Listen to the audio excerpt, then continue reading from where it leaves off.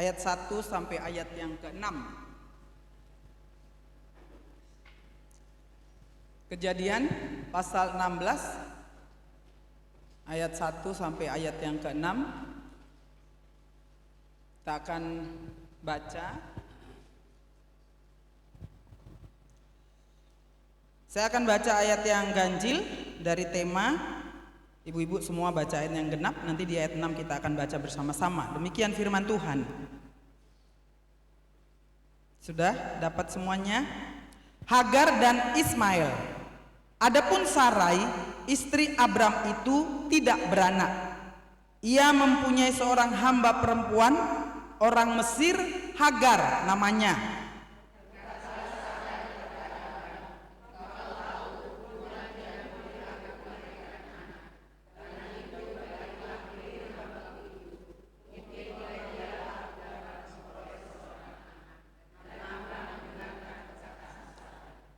Jadi Sarai, istri Abram itu mengambil Hagar hambanya, orang Mesir itu, yakni ketika Abram telah 10 tahun tinggal di tanah Kanaan, lalu memberikannya kepada Abram, suaminya, untuk menjadi istrinya.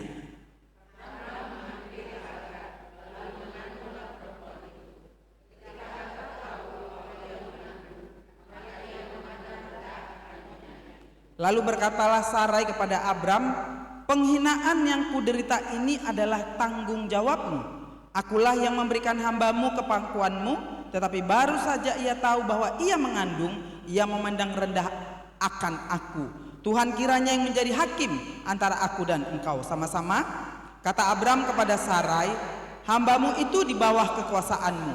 Perbuatlah kepadanya apa yang kau pandang baik. Lalu Sarai menindas Hagar sehingga ia lari meninggalkannya. Sampai sejauh itu pembacaan firman Tuhan untuk bahan studi karakter Sarah. Ibu-ibu yang dikasih oleh Tuhan, mempelajari kehidupan tokoh-tokoh Alkitab itu sangat penting. Karena bisa membangkitkan kerinduan kita untuk semakin mengasihi Allah melalui teladan karakternya. Jadi jangan pernah malas, atau jangan pernah cuek, atau jangan pernah tidak peduli dengan kehidupan tokoh-tokoh Alkitab.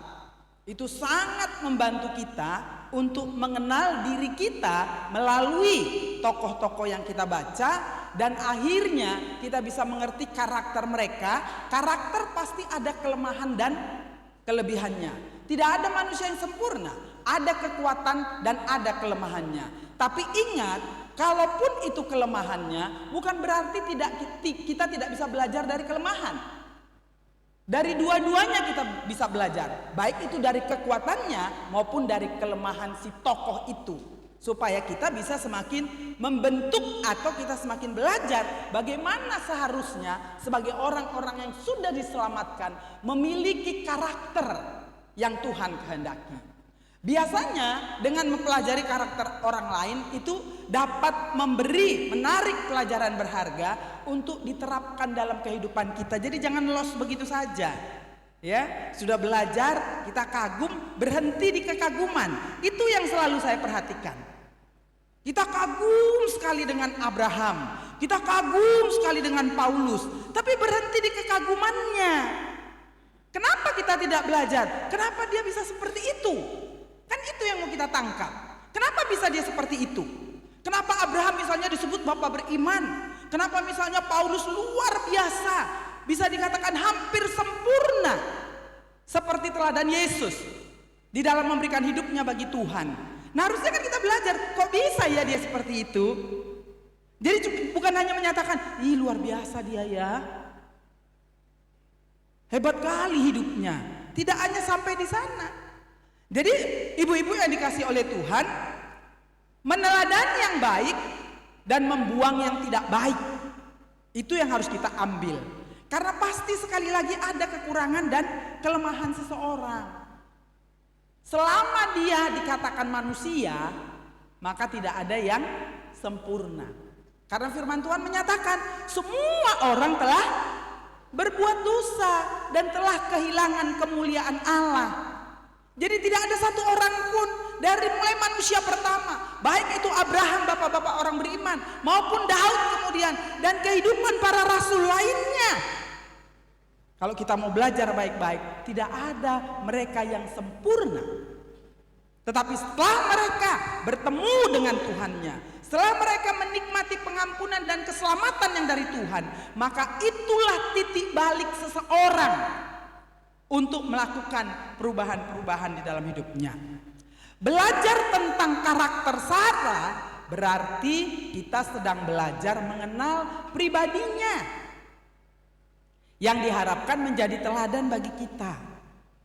Kita ini sekarang mau belajar tentang Sarah, berarti mau mengenal siapakah Sarah dan bagaimana dia hidup. Dan diharapkan itu bisa menjadi teladan bagi kita. Sebenarnya kalau kita mau cari lembaran-lembaran Alkitab kita ini, kehidupan Sarah itu kan dimulai di pasal 11 ayat 29 sampai ayat 30, nanti kita akan sampai ke sana. Ya, dan berakhir di pasal 21, kecuali Abraham masih disinggung lagi dalam pasal yang ke-22. Jadi sebenarnya kalau kita mau mencari informasi tentang Sarah, tidak ada dia misalnya satu bagian perikop kita baca semua selesai, karena dia berkelang-kelang. Nanti ada disinggung tentang Sarah, kemudian ada yang disinggung satu perikop itu hanya bicara tentang Abraham saja, baru dia meloncat lagi sampai kemudian apa yang Tuhan janjikan tentang anak yang akan lahir dari kandungannya sendiri, kemudian itu terwujud, barulah kemudian di sana selesai. Jadi tidak banyak sebenarnya, tetapi pasti ada yang istimewa yang akan kita ambil. Sarah adalah istri Abraham yang berlatar belakang penyembah berhala. Jadi ibu-ibu yang dikasih oleh Tuhan, seringkali kita bilang, ya dia enaklah orang tuanya udah hamba Tuhan. Ya dia enaklah orang tuanya udah mendoakan dia dari kecil. Pastilah bagus hidupnya, pastilah baik dia. Ternyata Sarah enggak. Dia dari latar belakang penyembah berhala. Coba kita baca Yosua 24 ayat yang kedua. Saya minta salah satu bisa membacakannya untuk saya. Ada Opung Luther di belakang. Silakan. Tolong Yosua pasal 24 ayat 2.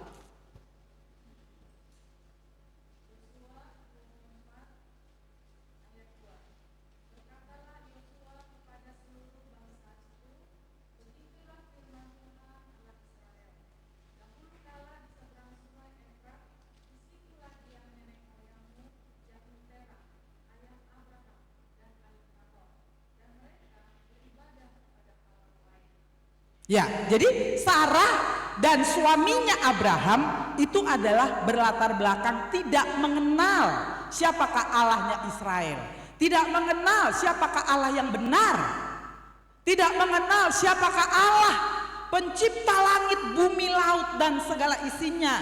Itu dimulai di pasal 12. Jadi tidak ada alasan bagi kita untuk menyatakan, ya gimana lah ya saya nggak lambat bertumbuhnya, karena saya orang tua saya latar belakangnya suka kedukun misalnya, tidak pernah mendidik kami secara rohani dalam ibadah keluarga. Banyak alasan yang bisa kita kemukakan. Tapi kita mau belajar dari sini bahwa Sarah ternyata sama dengan kita.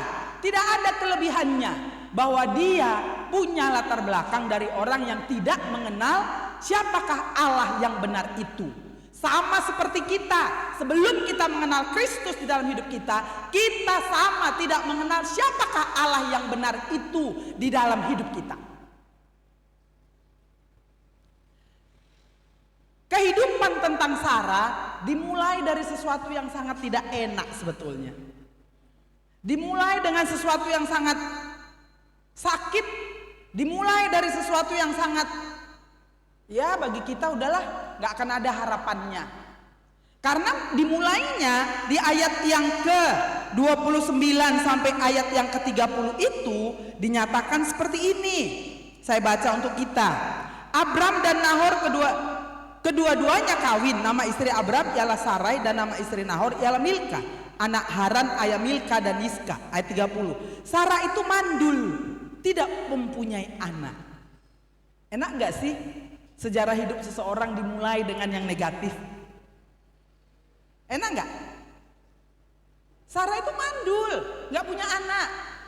Alkitab membukakan ataupun menyatakan kepada kita sesuatu yang sulit, sesuatu yang sepertinya tidak ada harapan untuk hidup ke depan. Kalau udah dibilang mandul, berarti kan gak mungkin punya anak kan? Masih beda lagi. Dia belum punya anak mungkin karena kurang subur dan yang lain-lain. Tapi dokter tidak memvonis seorang perempuan itu dia mandul, enggak. Kalau mandul itu udah pasti dong, tidak mungkin punya anak. Gitu ya. Kalau sekarang masih banyak usaha-usaha untuk bisa punya anak. Tapi itu tidak dikatakan mandul. Jadi kalau mandul itu udah sesuatu yang negatif. Tapi atas perintah Tuhan bersama dengan Abraham suaminya meninggalkan negerinya, sanak saudaranya, rumah orang tua tempat mereka tinggal, yang nggak tahu mau kemana tujuannya, nggak tahu loh kemana tujuannya. Kalau kita mau pergi atau mau pindah, nggak tahu kita mau pergi kemana. Kira-kira gimana ini ibu-ibu? Komplain nggak sama suaminya? Gimana sih bapak ini mau pindah tapi nggak tahu kemana? Mau di mana kita tinggal? Pastilah semua ibu-ibu komplain. Bagi yang menikah tentunya punya suami. Beda dengan saya yang akan menentukan saya pindah kemana-kemana, nggak perlu tanya ya, nggak perlu minta persetujuan. Tapi kalau Abram dikatakan berfirmanlah Tuhan pada Abram, pergilah dari negerimu dan dari sanak saudaramu dan dari rumah bapamu ini ke negeri yang akan kutunjukkan kepadamu. Gimana kira-kira hati Sarah sebagai seorang istri? Tidak mungkinlah tidak muncul tanda tanya di dalam dirinya. Dicatat di dalam Kejadian 12 ayat 1, kemudian ayat 4 sampai 5. Dan pada waktu itu usia pun sudah tidak muda. Abraham itu usianya 75 tahun dan Sarah itu usianya 65 tahun. Perbedaan mereka itu 10 tahun. Biasanya orang kan memulai sesuatu dengan usia yang muda ya. Nah ini kalau memulai sesuatu, pergi ke tempat atau ke tujuan yang kita tidak tahu dalam usia yang sudah tua, itu sudah sangat tidak masuk di akal. Apalagi tadi sudah dijelaskan bahwa Sarah itu mandul, ngapainlah kami pindah lagi mencari tempat? Ya udahlah kami tinggal di sini aja, toh saya mandul. Saudara yang dikasih oleh Tuhan, arti namanya kita tahu bahwa dari mulai pasal 12 sampai kemudian pasal 16, nama yang dipakai masih Sarai. Ya, nanti di pasal 17 baru berubah namanya menjadi Sarah. Arti Sarah itu sendiri itu putriku, sama sebetulnya. Sarah itu pun artinya putriku juga. Tapi arti Sarah itu dia hanya dihormati di sekitar wilayah keluarganya saja. Jadi tidak dikenal secara menyeluruh sama banyak orang. Tapi nama Sarah, Alkitab menjelaskan Sarah itu artinya putriku. Tapi bukan hanya untuk keluarganya, dia menjadi putri bangsa-bangsa, atau Alkitab pasal 17 menyatakan bahwa dia adalah ibu bangsa-bangsa, sama seperti Abraham. Abram dan Abraham. Abraham itu adalah bapa dari semua bangsa-bangsa, sesuai dengan apa yang dijanjikan oleh pasal 12 oleh Tuhan, bahwa Abraham akan menjadi bapa bangsa-bangsa. Tentu istrinya juga akan menjadi ibu dari bangsa-bangsa. Tapi ini kan baru pernyataan, belum ada buktinya. Bagaimana dia mau menjadi ibu bangsa-bangsa? Orang dia pun mandul. Bagaimana Abraham mau menjadi bapak bangsa-bangsa? Orang dia pun tidak punya anak. Tapi demikianlah luar biasanya firman Tuhan menyatakan kepada kita Alkitab. Sama seperti wanita pada umumnya, pastilah Sarah bersedih dengan kondisinya. Tapi ada yang lain. Kalau ibu-ibu biasanya kalau zaman sekarang ini berusaha untuk mempercantik diri dengan berbagai cara. Apalagi sekarang banyak sekali ya, apa itu istilahnya? Ya, skincare yang ini produknya ini. Banyak sekarang produk skincare membuat produsennya kaya raya. Tapi Sarai, Alkitab menyatakan bahwa Sarai itu adalah wanita yang cantik. Dan itu bukan hanya Abraham yang menyatakan bahwa dia cantik. Tapi kemudian punggawa Mesir, ya, Firaun menyatakan bahwa Sarah itu sangat cantik. Kemudian nanti ada lagi Abimelek menyatakan bahwa Sarah itu bukan hanya cantik loh, sangat cantik. Nah, rupanya orang yang sangat cantik pun jadi masalah ternyata. Jadi nggak usahlah sangat cantik ya, cantik aja hatinya. Kalau cantik hatinya pasti akan terpancar dia dari wajahnya. Makanya ibu-ibu yang dikasih oleh Tuhan, jangan suka kali merengut wajahnya, jelek. Ya, kalau anak Tuhan tadi kan sukacita, damai sejahtera, senang, bahagia, masa sih masih merengut aja? Ketemu dengan orang yang nggak disukai udah becut. Satu persekutuan, satu pelayanan, satu ibadah, masih ada yang begitu. Aneh nggak sih? Aneh nggak? Aneh dong. Kalau kita memiliki Yesus, ibu ini memiliki Yesus, apa bedanya? Kan ada sukacita, ada damai sejahtera, ada kebahagiaan, ada senang. Masa sih merengut aja kerjanya? Bisanya anak-anak Tuhan, apa namanya? Bersih, apa itu namanya? Yang satu ke kanan, yang satu ke kiri. Maksudnya berselisih. Bisa nggak senyum? Pura-pura itu dia buang muka. Anak Tuhan loh ini. Saya nggak tahu anak Tuhan atau kebalikannya. Ya kalau masih ada yang kayak gitu bertobatlah. Ya kan? Nggak ada lagi itu di kita. Masa anak Tuhan merengut, nggak jadilah cantik. Nah tapi ini karena sangat cantik Sarainya, jadi masalah besar. Apa masalahnya? Abraham menyuruh bohong istrinya ya. Aku tahu kok perempuan yang cantik. Banyak Abraham sudah mempelajari kalau mereka masuk ke Mesir, kebiasaan di Mesir itu kalau ada seorang laki-laki dan seorang perempuan berjalan bersama suami istri, istrinya cantik sekali, mereka boleh mengambilnya. Jadi Abraham udah tahu itu, makanya sebelum mereka masuk Abraham udah bilang sama Sarai, bilanglah kau adikku ya. Karena dua kemungkinan, yang pertama Abraham akan dibunuh.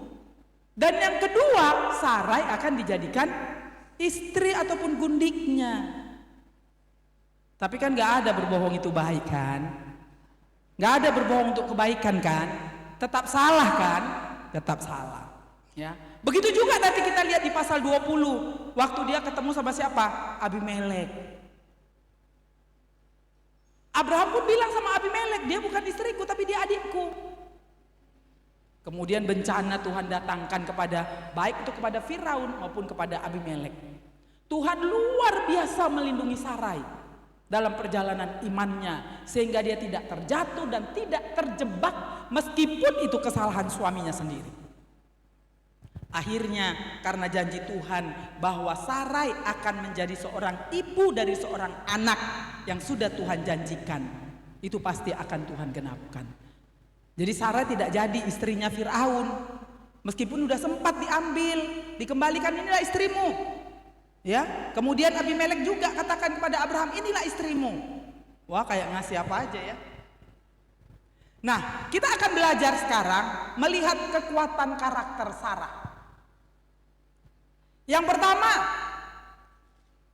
dari Kejadian pasal 12 ayat 1, ayat 5, kemudian pasal 18 nanti ayat 12, 1 Petrus 3 ayat 5, dan nanti kita bandingkan dengan Efesus 5 ayat 22 sampai 23. Kejadian 12 ayat 1, berfirmanlah Tuhan, tadi sudah kita baca, ayat 5, Abraham membawa Sarah istrinya dan Lot anak saudaranya dan segala harta benda yang didapat mereka dan orang-orang yang diperoleh mereka di Haran. Mereka berangkat ke tanah Kanaan lalu sampai di situ. Kemudian pasal 18 ayat yang ke-12 dikatakan demikian. Ini sekalian kita belajar ya, membuka Alkitab tentang Sarai. Jadi tertawalah Sarah dalam hatinya, katanya, akan birahikah aku setelah aku sudah layu? Ini yang mau diambil, kata sedangkan tuanku, kata tuanku yang mau diambil. Kemudian 1 Petrus 3, saya akan baca.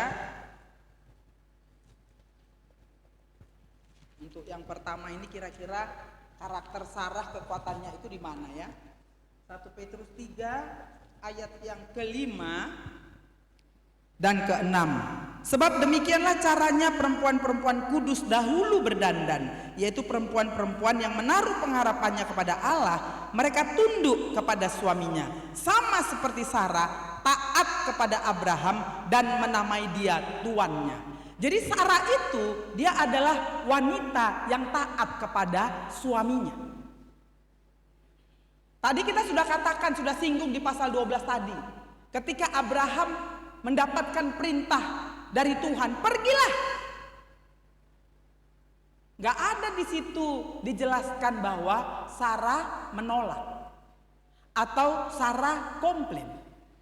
Jadi Sarah dalam ketaatan kepada suaminya, dia sangat menghormati dan menghargai keputusan suaminya. Kalau Efesus pasal 5 ayat 22, ibu-ibu hafal nggak ya kira-kira ya? Ada yang hafal?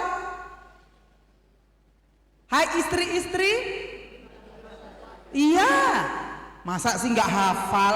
Ini berarti istri-istrinya ini nggak tunduk ini sama suami. Orang nggak hafal, dari mana dia mau belajar tunduk sama suaminya? Apa istri-istri ini suka memberontak ini semua sama suaminya? Siapa yang bilang no itu? Ya, taat kepada suami, dia sangat menghormati dan menghargai keputusan suaminya. Tadi sudah kita katakan tidak mudah loh pindah dari satu tempat di mana mereka sudah lama sekali tinggal, sudah punya kekayaan, sudah sangat mapan hidupnya, pindah ke satu tempat yang tidak tahu kemana.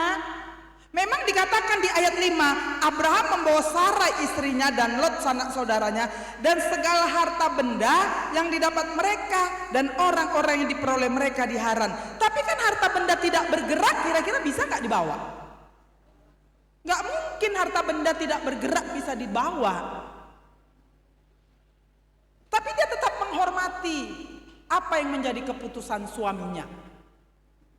Jadi ibu-ibu yang dikasih oleh Tuhan yang masih punya suami, ya, kecuali yang sudah ditinggal oleh suami tercintanya, belajar juga. Berarti kalau tidak taat kepada suami, taat kepada siapa? Kepada Tuhan. Langsung yang menjadi pengganti, yang menolong kita dalam perjalanan hidup kita sebagai seorang istri yang sudah ditinggalkan oleh suami. Taat kepada suami. Sarah mengikuti iman Abraham. Saya jujur ya, salut kali lihat Abraham ini ya. Setiap kali dia pindah dari satu tempat ke tempat berikutnya, dari Sikem ke Betel ke Mamre, selalu yang diutamakan itu apa? Dia membuat mezbah bagi Tuhan. Kalau dibilang membuat mezbah itu untuk apa? Tentu kan untuk beribadah toh. Beribadah kepada Tuhan. Waktu saya merenungkan firman Tuhan ini, ada juga kok yang bisa kita contoh dari saudara tiri kita. Mereka kalau membangun rumah, dipikirkannya tempat sholatnya. Dipikirkan gak sih? Dipikirkan. Tapi kita kan gak pernah kepikiran untuk itu kan? Sehingga tidak pernah kita memikirkan bagaimana caranya supaya saya mempunyai waktu yang khusyuk dengan Tuhan. Terlalu sibuk kita dengan segala macam tawaran-tawaran dunia ini. Terlalu sibuk kita dengan segala kenikmatan-kenikmatan dunia ini. Sehingga sulit sekali kita punya waktu teduh untuk menikmati Tuhan di luar saat teduh ya. Karena saya nggak yakin.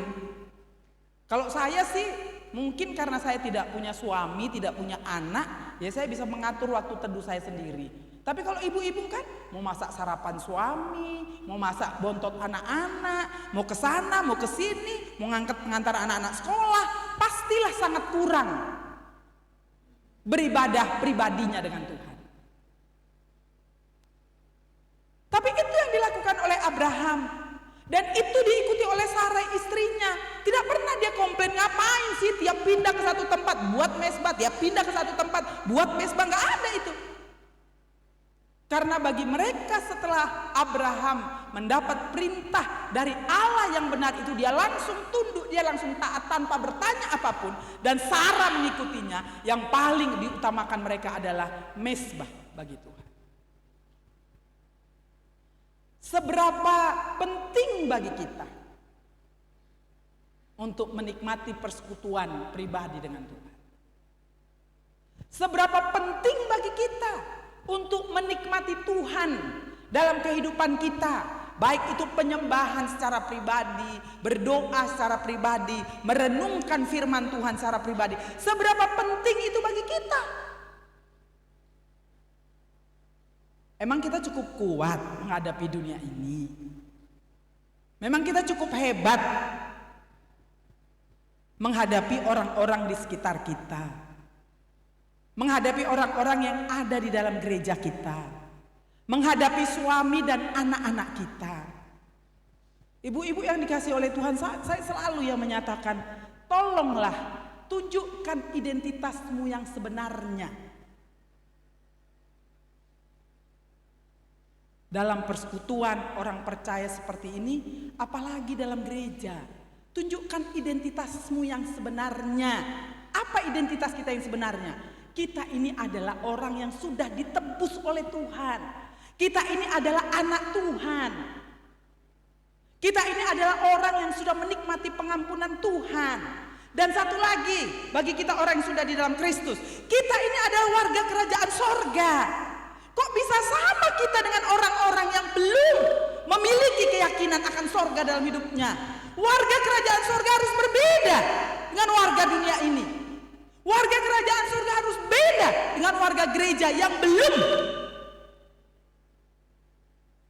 mengalami perjumpaan dengan Tuhan. Kalau masih sama, ada yang salah. Bagaimana Tuhan tidak sedih? Kalau karakter kita, perilaku kita masih sama dengan orang-orang yang belum di dalam Tuhan. Di sini dikatakan Sarah mengikuti iman Abram. Yang paling penting bagi mereka adalah membuat mesbah. Membuat mesbah itu berarti membangun komunikasi yang semakin intim, supaya semakin peka, semakin dengar-dengaran, semakin mengerti bahwa aku ini adalah anak Tuhan, sehingga ketika saya ditempatkan di mana saja, saya harus bisa menunjukkan identitas saya. Kadang-kadang sedih juga kalau misalnya ya ada juga lah dengar-dengar, kayak mana ya Kak si Anu itu, tapi katanya udah di dalam Tuhan, udah melayani, kok masih seperti ini. Sedih juga gitu. Saya aja sedih, apalagi lah Tuhan Yesus yang sudah mati untuk kita. Pastilah lebih sedih lagi. Sejauh mana kita mementingkan mesbah di keluarga kita, bagi hidup kita pribadi lepas pribadi. Sarah adalah orang yang taat kepada suaminya. Yang kedua, kekuatan yang dimiliki oleh Sarah. Sarah adalah manajer keuangan keluarga yang sangat baik.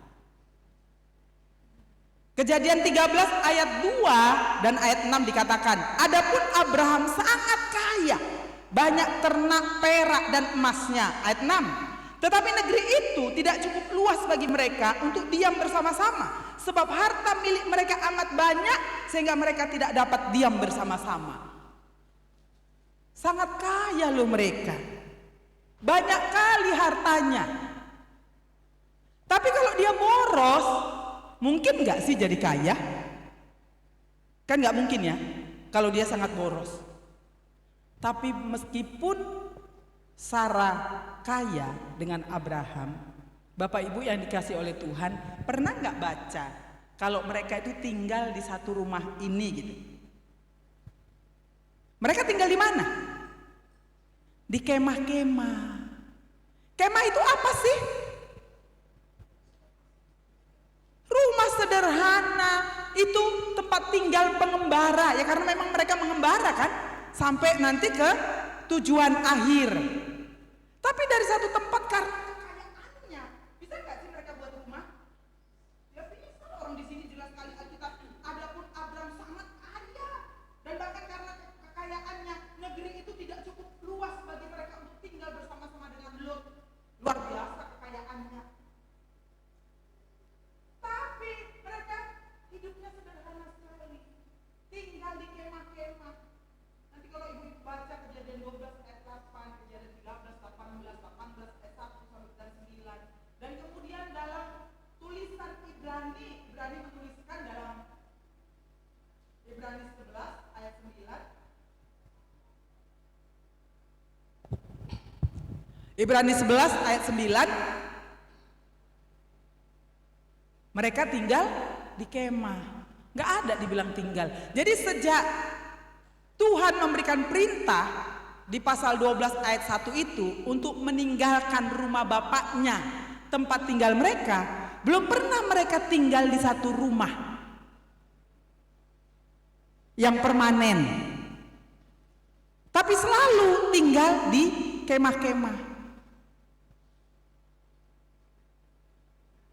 Kalau kita ibu-ibu kadang-kadang jadi penolong atau perongrong sama suami. Ada katanya yang penolong. Lebih banyak penolong atau perongrong? Hah? Kurang kuat? Betul sih penolong. Oh iya katanya, ya. Karena bingung juga ya kan. Nanti PNS-nya punya rumah 3. Gimana itu? Awak udah tahu lah gaji PNS berapa ya kan? Punya rumah 3, punya mobil 2, punya mobil 3, 1 anak 1 anak. Apalagi suami istri 5 berarti mobilnya. Kalau enggak nanti kayak mana? Kayak mana si papa ini? Gak bisa cari duit. Mulai merongrong suaminya. Dan yang luar biasanya lagi, sebagai manajer keuangan yang baik, mereka adalah orang yang taat memberikan perpuluhannya kepada Tuhan. Kalau kita perhatikan ya, dari Kejadian pasal yang ke-14 dikatakan di ayat yang ke-20, dan terpujilah Allah yang maha tinggi yang telah menyerahkan musuhmu ke tanganmu. Lalu Abram memberikan kepadanya 1/10 dari semuanya. Dari semuanya tentu dari harta benda, di mana Sarah menjadi seorang istri toh. Di mana Sarah sebagai manajer keuangan keluarga. Ini yang 1/10 ini bukan punya kita, kembalikan kepada Tuhan.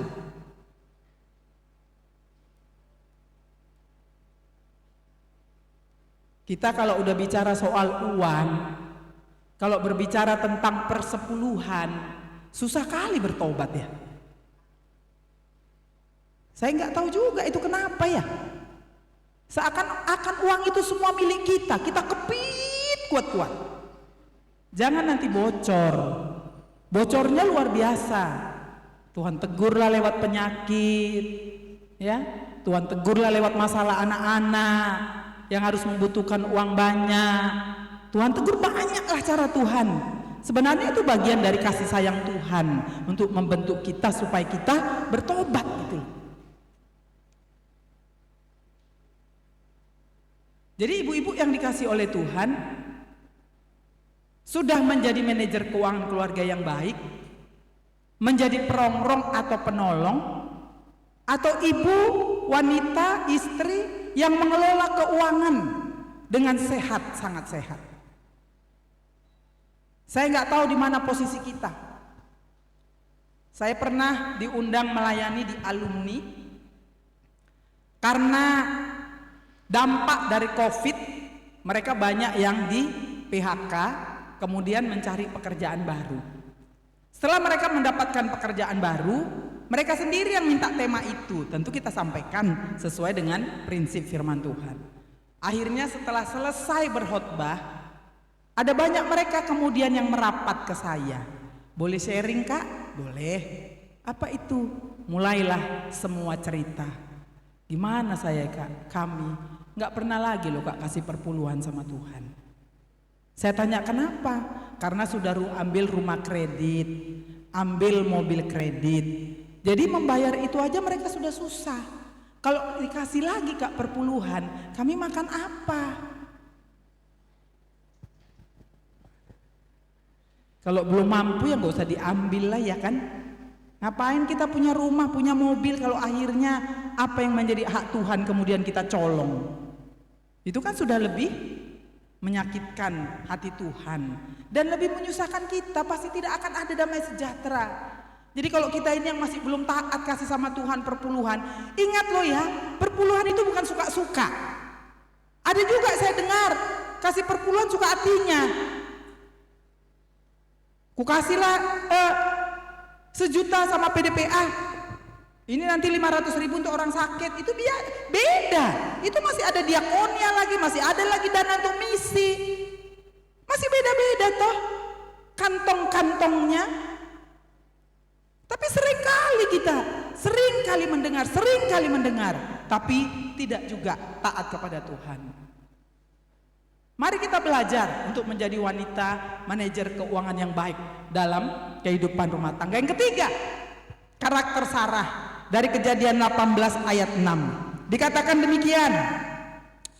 Waktu Allah mengulangi perjanjiannya tentang seorang anak laki-laki kepada Abraham, kemudian malaikat Tuhan datang.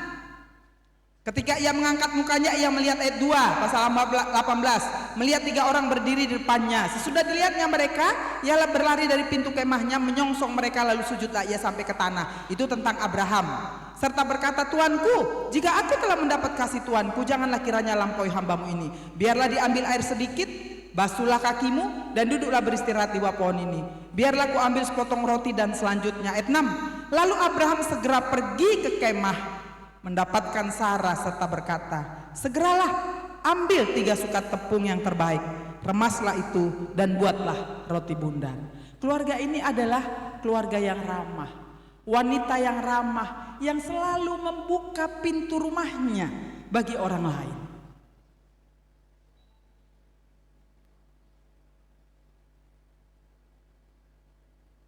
Sering saya dengar, tujabumuna majoin nang partangyangan, aunang jo amak padita.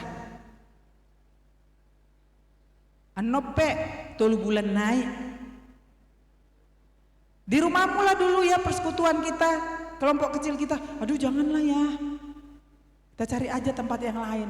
Susah kali membuka pintu rumah. Saya nggak tahu apakah rumahnya takut kotor, ya, apakah rumahnya ya sudah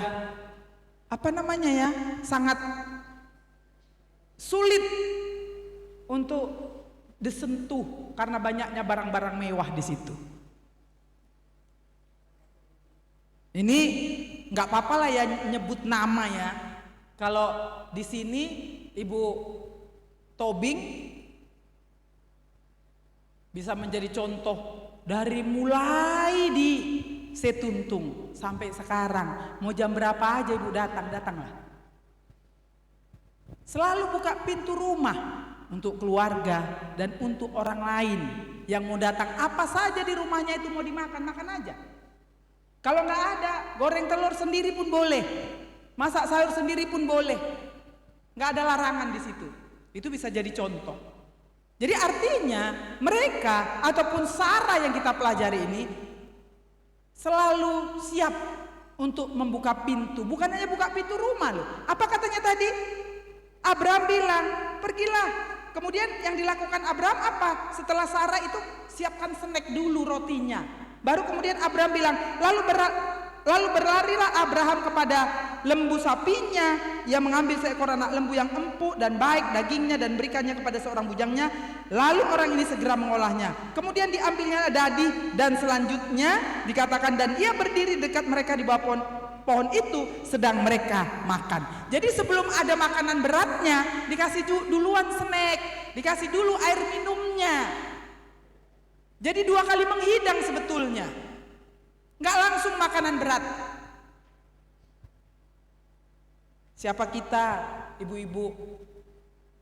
Apakah kita wanita yang selalu ramah? Nanti datang keluarga kita dari kampung udah pasang muka, datang lagi nih.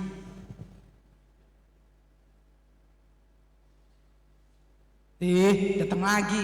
Susah kali kalau ini datang. Recoklah rumah. Berantakanlah pasti.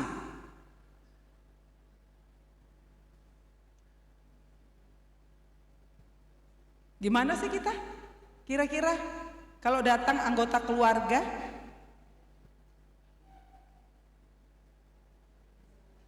kalau datang hamba Tuhan, kalau diminta persekutuan di rumah kita, partangyangan di rumah kita, apakah selalu kita membuka pintu?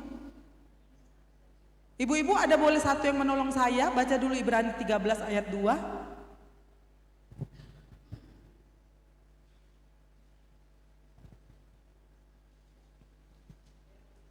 13 ayat 2. Jangan kamu lupa memberi sumbangan kepada orang, sebab dengan berbuat demikian beberapa orang dengan tidak diketahuinya telah menjamu malaikat-malaikat. Apa katanya ibu-ibu? Jangan kamu lupa memberi tumpangan kepada orang, sebab dengan berbuat demikian beberapa orang dengan tidak diketahuinya. Siapa yang kita jamu? Seneng gak sih bisa menjamu malaikat? Pastilah, ya kan? Tapi kenapa kita tidak senang menjamu? Karena yang datang itu ke rumah kita tidak kita anggap sebagai malaikat-malaikat. Coba kita anggap mereka sebagai inilah malaikat-malaikat yang Tuhan utus untuk datang ke rumah saya. Pasti kita bisa menjamunya dengan senang. Tapi karena yang kita lihat adalah wajah mertua, wajah Ito, wajah Bere, Eda lagi yang paling kita nggak suka.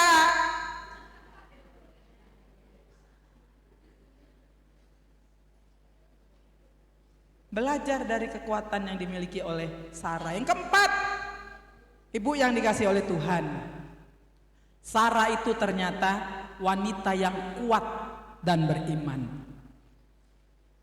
Nanti kita lihat dalam kelemahannya seperti ada kontra. Di satu sisi dia tidak sabar menanti janji Tuhan. Setelah 10 tahun Tuhan menjanjikan, kok anaknya nggak ada juga datang. Akhirnya dia mengambil keputusan sendiri, tanda kutip membantu Tuhan untuk punya anak. Agak sedikit kontra dengan ini, ya. Tapi kita lihat ibu-ibu yang dikasih oleh Tuhan. Sebenarnya kalau kita buat periode waktunya mereka itu kan berangkat Abraham 75, Sarah 65. Kemudian datang janji Tuhan waktu itu Abraham itu umur 85, Sarah 75. Berarti 10 tahun katanya tadi kan. Nah, setelah 10 tahun itu kan belum ada. Jadi Sarah berbijaksana untuk menawarkan Hagar kepada Abram. Ya udahlah, biar aja lah, mungkin dari dia, karena aku kan mandul, nggak mungkin punya anak, aku kasih aja lah. Periode ketiga Tuhan datang lagi untuk mengingatkan janjinya. Abram berumur 99 tahun dan Sarah berumur 89 tahun. Jadi kalau kita lihat periode waktunya ada 3 periode waktu ini.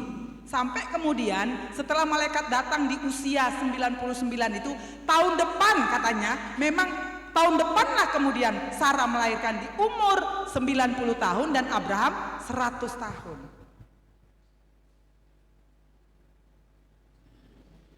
Jadi artinya, kalaupun kemudian ada periode waktu yang 10 tahun itu, Sarah sepertinya tidak percaya, meragukan janji Tuhan sehingga menawarkan Hagar. Dari mulai Ismail lahir itu Abraham umur 86 tahun. Berarti kan 14 tahun lagi menunggu kan sampai 100 tahun itu. Bukankah itu bagian dari kekuatan iman Sarah untuk menantikan berkat Tuhan itu? Dan jangan lupa, ya, nanti kita lihat di dalam kekurangannya, Hagar itu dengan Ismail itu tinggal bersama-sama dengan mereka. Meskipun pada awalnya diusir, tapi Tuhan bilang kepada Hagar, kembalilah, biarlah kau ditindas dengan kekuasaan Sarah sebagai istri Abraham. Jadi artinya apa? 13 tahun Sarah harus menghadapi Hagar dan Ismail. Kayak mana ibu-ibu? Ada madunya sama-sama tinggal, ada anaknya kita tidak beranak. Gimana kira-kira? Secara mental punya kekuatan yang luar biasa. Untuk menantikan 14 tahun itu bukan waktu yang pendek. 14 tahun kali 12 kali 30 hari. Berapa hari tuh? Hitung sendirilah, nggak usah yang hitung ya. Jadi dia wanita yang kuat. Janji untuk menjadi bangsa yang besar itu diulangi berapa kali sama Tuhan. Di pasal 15, pasal 17, pasal 18. Ada 3 kali. Meskipun pada akhirnya seperti yang saya katakan tadi, Sarah yang berusaha mewujudkan dengan caranya sendiri. 10 tahun ditunggu. Kapan lagi nih Tuhan? Sama seperti bagian yang kita baca tadi. Jadi Sarah istri Abram mengambil Hagar hambanya orang Mesir itu, yakni ketika Abram telah 10 tahun tinggal di Kanaan. Berarti 75 tambah 10 tahun. Lalu suaminya memberikannya kepada Abraham suaminya untuk menjadi istrinya. Persoalan apa yang kita hadapi, ibu-ibu yang dikasih oleh Tuhan? Saya yakin dari semua persoalan yang ada, lebih berat enggak sih persoalan kalau kita tinggal bersama dengan madu kita? Ada lebih berat persoalan yang lain daripada itu? Enggak ada lah. Pasti. Mau keluar pun sepak pintu, masuk kamar mandi sepak ember, ya kan? Masuk dapur sepak gelas. Pasti kan? Pasti atau enggak? Membutuhkan kekuatan mental dan iman yang luar biasa. Apa persoalan ibu-ibu? Kalau tadi Ibu MC bilang, ada orang yang bilang, ibu kayaknya gak ada pergumulannya. Dialah dengan Tuhannya yang tahu. Kita pergumulan kita apa? Seberat pergumulan Sarah kah yang kita alami? Dalam kehidupan kita sebagai seorang wanita, sebagai seorang istri? Mana lebih berat pergumulannya? Ibu-ibu yang dikasih oleh Tuhan. Tapi seberat itu pun Tuhan menyelesaikan. Butuh iman, butuh percaya kepada janji-janji Tuhan. Makanya saya ingatkan tadi, kalau mereka mengutamakan mesbah, ayo supaya iman kita semakin kuat, iman kita semakin tangguh. Kita buat mesbah mungkin tidak usus, tapi kita sendiri yang membuat waktu kita, mengatur waktu kita sedemikian rupa. Mungkin tidak setiap hari, mungkin seminggu sekali. Pernah gak sih merasa kekeringan dalam kehidupan ibu-ibu dari segi rohani? Atau aman-aman saja? Atau lewat-lewat saja? Itu emak songonido ngolu-ngolu. Pernah gak sih? Ibu-ibu yang dikasih oleh Tuhan, jujur pastilah harusnya pernah. Jadi waktu kita merasa kekeringan itu, ambillah waktu teduhmu. Orang yang semakin intim dengan Tuhannya, orang yang semakin intim dengan firman Tuhan, pasti akan banyak mengalami perubahan karakter. Jangan dibilang, aku menyembah Tuhan, menyembah tapi kelakuannya sama aja. Gimana kira-kira ibu-ibu? Rajin kali dia menyembah, aku mengambil waktu untuk menyembah Tuhan, bagus. Tapi harus ada buktinya, harus ada perubahannya, harus ada buahnya. Gak ada itu orang yang menyembah Tuhan Kalau di sini kita bisa senyum. Halo Eda, apa kabar? Coba di rumah ibu sendiri. Bisa nggak senyum? Apalagi ingat satu nama. Apalagi baca WA. Kita ini kadang-kadang pakai WA pun ngomong, bicara, menulis WA. Nggak pernah kita pikirkan status kita sebagai hamba Tuhan, sebagai anak Tuhan. Apa sih maksudmu Eda? Yes Tuhan, saya kadang-kadang bingung saya nengok kita ini, ya. Kenapa sih nggak dimulai dengan shalom? Apa kabar Eda? Shalom, semangat pagi Eda. Menurut Eda gimana yang kemarin itu ya? Tentang ini, kan bagus sih. Ini belum apa-apa, mau WA. Eda ini gimana ya? Kemarin gini-gini loh dah, aku begini-begini. Waduh, justru kita dalam grup-grup WA jadi provokator-provokator. Lupa kita, status kita ini anak Tuhan, aduh. Atau belum anak Tuhan sih? Wanita yang kuat menghadapi semua persoalan dan pergumulan hidup. Wanita yang kuat dan beriman, itu yang paling dibutuhkan untuk menghadapi zaman ini. Menghadapi suami, menghadapi anak-anak, menghadapi orang di gereja, menghadapi orang di lingkungan, menghadapi orang di dalam persekutuan. Secara mental harus kuat. Nah Bapak Ibu yang dikasih oleh Tuhan, kita akan melihat kelemahan-kelemahannya ya. Kelemahannya. Ini sampai jam berapa Bu? Jangan sampai lo, jangan boleh. Nanti saya dikomplain. Yang pertama, ini tadi yang kita sudah singgung sih, sebenarnya kekuatan dan kelemahan itu saling berbarengan sebetulnya. Ya, tapi supaya kita bisa melihat dengan jelas perlu juga kita uraikan sedemikian rupa. Kelemahannya yang pertama, kurang berani menolak permintaan suami.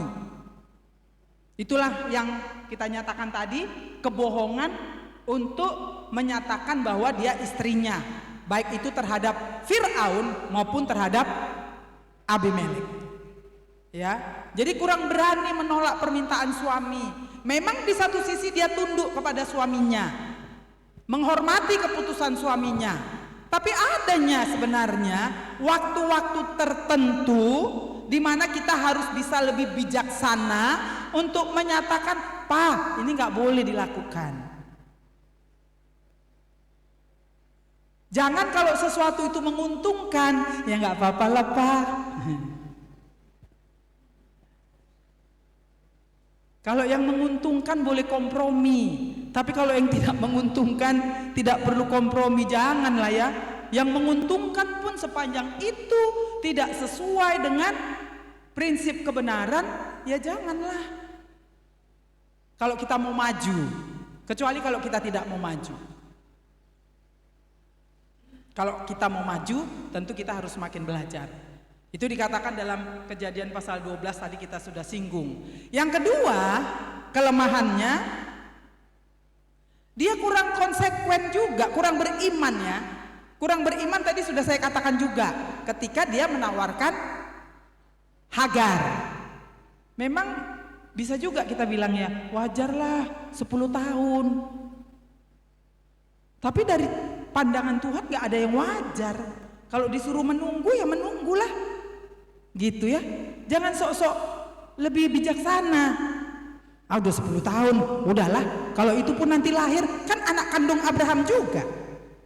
Masalahnya yang Tuhan janjikan anak kandung dari Abraham dan dari Sarah istrinya, bukan anak kandung Abraham, tapi bukan anak kandung Sarah. Itu Tuhan gak mau. Karena dari awal Tuhan sudah menjanjikan kepada mereka Abraham dan Sarah keturunannya Ishak. Ya. Jadi masalahnya kemudian yang selanjutnya, Sarah ini pun orang yang tidak siap menerima konsekuensi. Harusnya udah dia yang menawarkan, terimalah konsekuensinya. Dikatakan gini tadi katanya, ayat 5, lalu berkatalah Sarah kepada Abraham, penghinaan yang kuderita ini adalah tanggung jawabmu. Bah, dianya yang menawarkan. Apa kira-kira kalau dikasih perempuan jadi istrinya, tinggal di situ hamil, Ibu-ibu pernah nggak menonton filmnya ini? Apa itu judulnya? Lupa pula saya. Itu Kejadian pasal 12 sampai pasal 22. Itu yang di apa namanya? Diambil bahannya. Only one atau apa ya? Aku menjadi lupa. Nah, di situ kelihatan namanya film. Jadi waktu si Hagar itu lewat dari depan si Sarah mau masuk rumah, mata Hagar itu begini.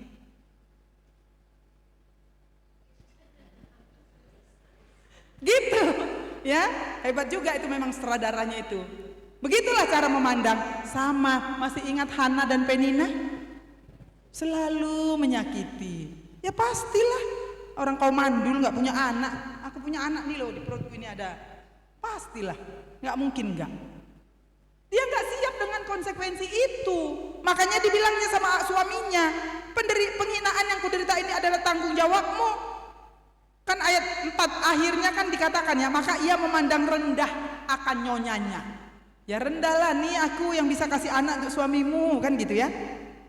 Akulah yang memberikan hambaku ke pangkuanmu, tetapi baru saja ia tahu bahwa ia mengandung, ia memandang rendah akan aku. Ini lagi pernyataan Sarah yang luar biasa. Tuhan kiranya yang menjadi hakim antara aku dan engkau. Seakan-akan Sarah meminta Tuhan yang memutuskan, yang salah aku atau kau. Udah jelas-jelas Sarah yang salah, tapi dia gak siap dengan konsekuensi itu. Nah, makanya ibu-ibu yang dikasih oleh Tuhan, jangan lupa, dosa selalu membawa penderitaan. Karena itu jangan main-main dengan dosa ya ibu-ibu ya. Jangan main-main, jangan anggap remeh dengan dosa. Sekecil apapun, jangan suka bilang, ya kan firman Tuhan bilang, daging ini lemah, ya apa? Tapi roh penurut. Selalu aja kita ambil alasan. Lihat dulu konteksnya. Lalu itu menjadi pembelaan bagi kita. Ya aku menurut aja lah, kan roh penurut, ikut ini, ambil itu, ya masih marah, masih ini, masih parbada. Ya enggak juga begitu. Jadi harus siap konsekuensinya. Kalau kita melakukan dosa, ingat pasti ada konsekuensinya. Enggak mungkin enggak ada. Makanya jangan main-main dengan dosa. Yang terakhir dari kelemahannya. Ini agak apa juga ya, saya waktu merenungkan ini betul juga ya. Dikatakan dalam ayat yang ke-6, kata Abram kepada Sarai, hambamu itu di bawah kekuasaanmu, perbuatlah kepadanya apa yang kau pandang baik. Lalu Sarai menindas Hagar. Jadi kata menindas itu saya coba cari bahasa aslinya, sama dengan arti kata menindas dari Kamus Besar Bahasa Indonesia. Jadi kata menindas, karena penasaran saya, apa sih kata menindas ini? Sekejam apa Sarah di sini? Dia memperlakukan sewenang-wenang dengan kekerasan. Dan kemudian dia menganiaya. Jadi Hagar itu dikuasai sepenuhnya, makanya dia sampai meninggalkan. Makasih nan tulangku.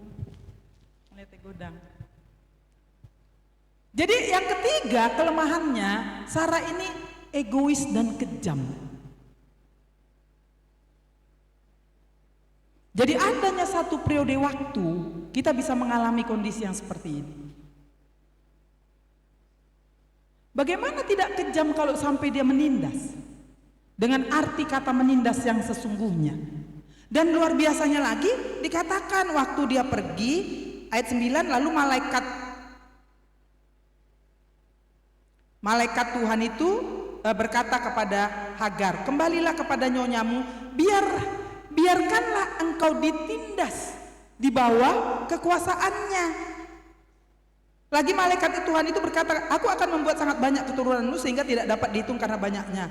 Selanjutnya kata malaikat Tuhan itu kepadanya, engkau mengandung dan akan melahirkan seorang anak laki-laki dan akan menamainya, dan selanjutnya.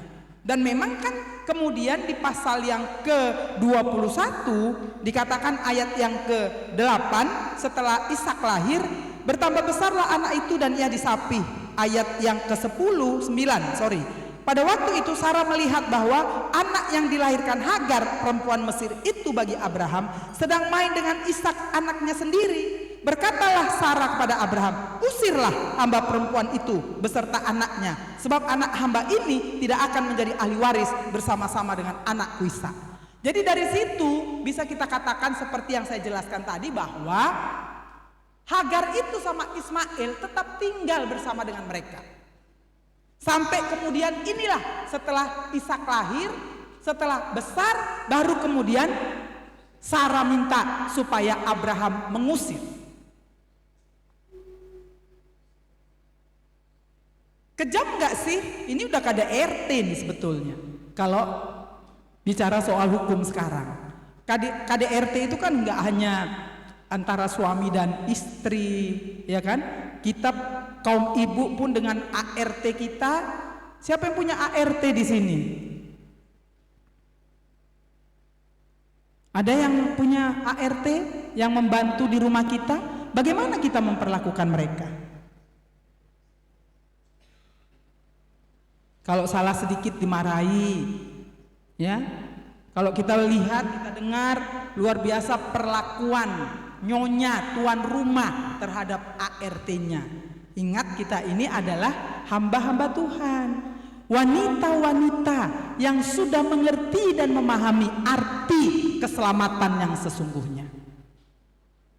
Jadi nggak ada lagi istilah sama seperti Sarah menindas Hagar sampai Hagar lari meninggalkannya. Jadi ibu-ibu yang dikasih oleh Tuhan, kita sudah belajar, ada kekuatannya, ada kelemahannya. Kalau kita mau lihat, ada juga sebenarnya pernyataan kekurang sabaran, tapi kurang sabar itu kan karena kurang beriman, ya, kurang percaya sama janji Tuhan. Itu sudah kita singgung, karena kurang percayalah, makanya dia nggak sabar. Akhirnya dia tawarkan si Hagar tadi. Jadi ada kekuatannya yang mau kita teladani.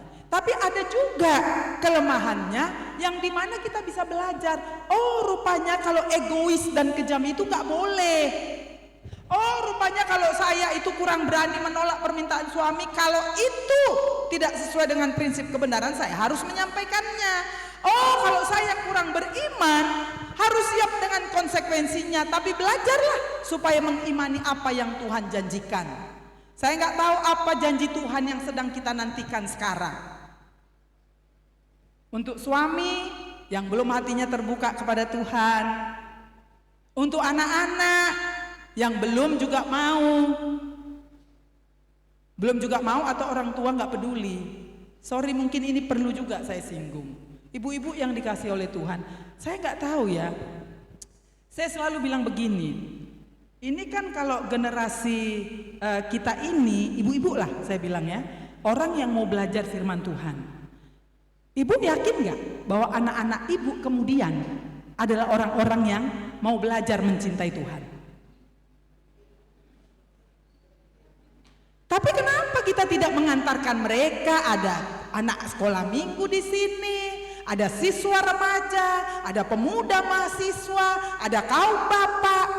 Di mana mereka mau belajar dan bertumbuh kalau tidak belajar firman Tuhan dengan baik? Nggak mungkin.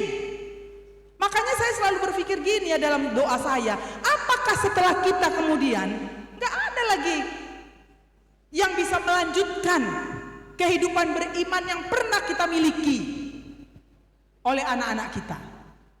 Coba perlu itu ibu-ibu pikirkan. Kalau cuma sampai kita aja, kemana nanti mereka? Jangan puas kalau mereka hanya ke gereja aja. Sama dengan kita, kalau ke gereja aja nggak ada bertumbuhnya dengan baik. Ingat itu. Siapa harus berjuang? Ya ibu-ibu.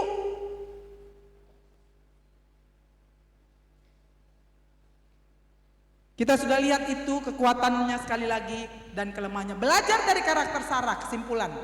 Baik itu kekuatan dan kelemahannya akan menolong kita untuk semakin mengenal siapakah diri kita. Harapannya begitu.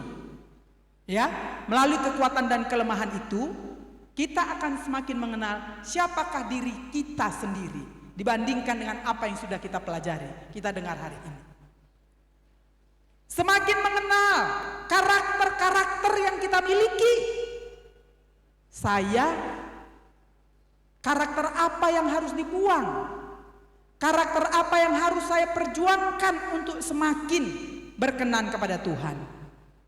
Berjuanglah melakukan perubahan-perubahan agar semakin maju dan menjadi berkat bagi banyak orang. Masih ingat Roma 12 ayat 2? Coba ibu-ibu, 1, 2, 3. Yang kuat. Nah, ini udah pada lupa ini. Janganlah kamu menjadi serupa dengan dunia ini, tetapi berubahlah oleh pembaharuan budimu, supaya dan yang berkenan kepada Allah. Paulus mengatakan dalam Kisah Rasul 24 ayat 16. Cobalah ini kita ingat dan akhirnya kita perjuangkan. Dia selalu menyatakan, aku senantiasa berusaha. Itu yang dikatakan Paulus. Dia belum menjadi orang yang sempurna, tapi dia katakan, aku senantiasa berusaha